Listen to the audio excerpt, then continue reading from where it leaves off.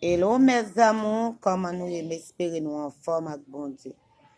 Je dis à la moi tourner back avec une autre vidéo pour vous même qui regarder. Qui ça va tant ou pas abonner ti chéri ou pas regret. Vidéo ça c'est un feuille masqueti, feuille la caille, feuille naturelle. Ça c'est gingembre douce. Il manque deux ingrédients. Deux ingrédients manquent c'est cannelle avec sirop canne. Il manque. Et qui ça?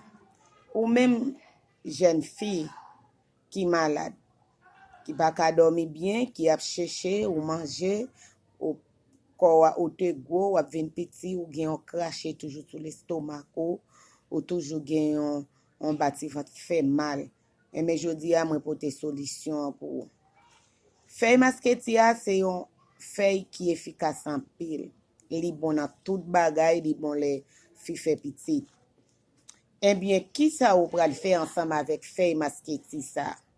Ou ap laver feuille masqueti a bien lavé. Ou ap grager gingembre na bien grager. Le ou fin laver gingembre na, ou ap grager nan yon grage. Ou ap mette yon de l'eau bon, ou ap mette feuille masqueti a derrière bouilli nan bon. Ou ap mette deux gingembre nan bouilli nan yon bon. L'el fin bouilli, ou ap vide yon ti sirop canne la dan. Feuille masquetia ou ap vide nan yon bokit toilette. Sou pa gen bokit toilette, ou ka pran yon bokit peinture ou vide l tout, de pou lave l ou bien propre ou ap vide la dan. Ou ap chercher yon drap, ou ap tout mette radou koto la.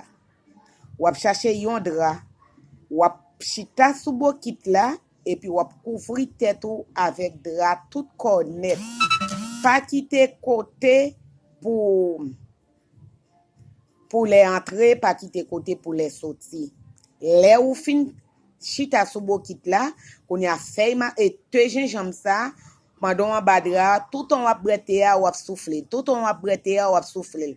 Ça veut dire wap prend chalet a ni en l'air wap prend ni en bas. Ou pas gen yon côté nan corps ou fredi a caché qui pa sorti. En plus encore pendant sou bokit la, wap senti wap ba yon série de bagay qui a sorti nan ti chouchoun nan k'ap tomber nan bokit la.